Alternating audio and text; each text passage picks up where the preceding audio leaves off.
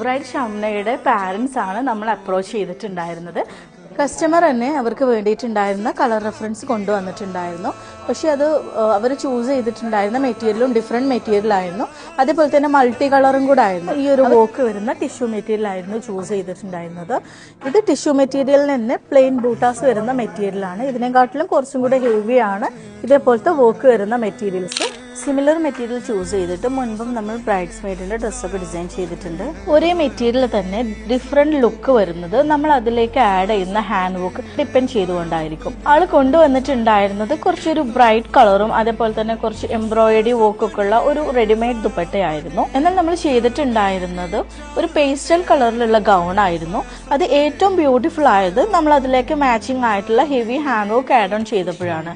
ദുപ്പട്ടയിലും അതേപോലെ തന്നെ യോക്കിലും പാനൽസിലും ഒക്കെ നമ്മൾ ഹെവി ആയിട്ടാണ് ഹാൻഡ് വർക്ക് ഇൻക്ലൂഡ് ചെയ്തിട്ടുണ്ടായിരുന്നത്. അടിപൊളി വർക്കാണ്, വിചാരിച്ച പോലെ തന്നെ കിട്ടി. കസ്റ്റമൈസേഷനിൽ നമുക്ക് ആദ്യം വേണ്ടത് ട്രസ്റ്റ് ആണ്. ബ്രൈഡ് ഷംനയും നമ്മൾ അപ്രോച്ച് ചെയ്തിട്ടുണ്ടായിരുന്ന ഓൺലൈൻ ത്രൂ ആണ്.